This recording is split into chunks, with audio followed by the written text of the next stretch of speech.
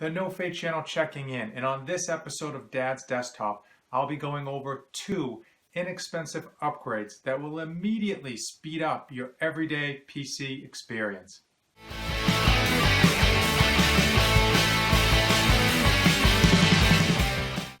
Today we'll be covering 2 hardware upgrades that will immediately speed up your everyday computer performance. That's boot time, that's web browsing, and that's video editing. The great thing about these upgrades are that they are inexpensive. The market is flooded with used versions of these components and they rarely go bad. So you can pick them up online for a fraction of the cost at sites like Craigslist, eBay, and even Facebook Marketplace, and Amazon sells these components used and backs them with their own Amazon return policy. So let's dive in. The first upgrade is to add a solid state drive to your computer. Most folks have traditional hard disk drives. The solid state drive operates over 325% faster than your traditional drive. So when you go to load Windows, or you go to load a video, or you're editing software, or just saving large photos, you're going to notice an immediate improvement on speed and response of your computer. If you already have an SSD in your computer, then skip ahead to this time right here and go on to the second upgrade. If you don't have a solid state drive, then let's go over the steps that you need to get one added into your computer. The first step in installing a solid state drive is to pick one up, preferably used. I got this Samsung SSD from Amazon, used, fulfilled by Amazon, so they would have taken it back with their return policy if there was any issues. I saved 21% over the new price. You will also need to get a mounting kit, and this is going to convert the 2.5-inch SSD to a 3.5-inch so you can fit it into the hard drive bay on your desktop. You will also need to get a SATA cable to connect your SSD to your motherboard. These should come with your conversion kits. Everything that I saw online, the conversion kits came with these cables, but just a heads up. Once you have your SSD, you want to install it into your desktop. You're going to remove the hard drive bay from your desktop. You're going to add in the SSD, connect it to your motherboard, and then place the hard drive bay back into the desktop. It sounds complicated, but it really isn't. Once you have physically installed your SSD, you then want to clone your current hard drive onto your new SSD. It sounds complicated, but many SSD companies like Samsung provide you the software to do it, and it's very much dumbed down. If the SSD that you got does not have the software, you can download free software online that allows you to clone one hard drive to another.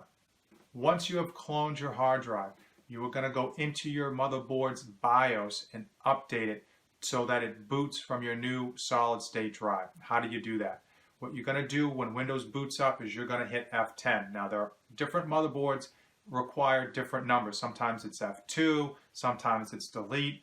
If it doesn't say when it boots up what you need to hit, you can simply Google your motherboard or your computer make and model and you can find out. It's not that complicated. Once you are in BIOS, you are going to set the boot order of your computer to reference the solid state drive first. Once you have successfully prioritized your SSD on the boot priority for your motherboard, you can then format your old hard drive and use it for long-term storage of things like photos or completed videos. Upgrade number 2, RAM, Random Access Memory. Inexpensive, quick to install, more is better, and it instantly speeds up your computer, especially if you're using Windows 10.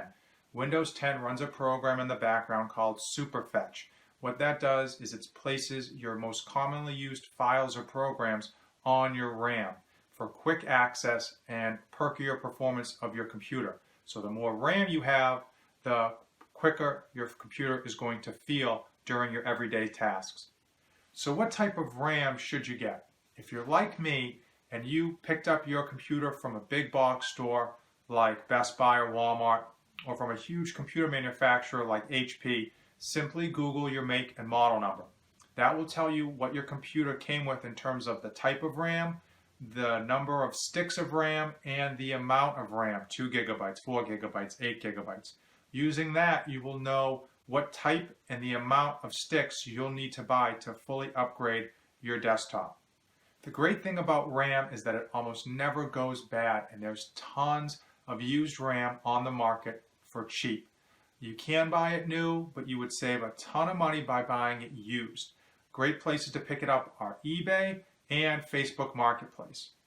Installing RAM is quick and easy. You want to remove the power cable and all the cables attached to your computer.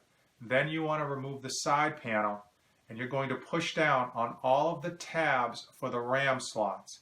You're going to remove any RAM that you are replacing and install the RAM by putting them into the slots and pushing down on the RAM. As you push down, the slide tabs will come up and click into place, locking the RAM. That's all you have to do, and then you reverse the order by putting the cover back on, plugging in the cables and the power, and Bob's your uncle. If you've come this far in the video, then definitely hit that like button. If this video helps you speed up your computer's performance, then let me know in the comments below. I really value your feedback. As usual, thanks for watching, and don't save anything for the trip back. The No Fate channel is dedicated to providing you with ideas on how to improve your community at home, your community in your neighborhood, and your community in your town. I'll also be giving you insight into this dad's tricks, trips, and tribulations.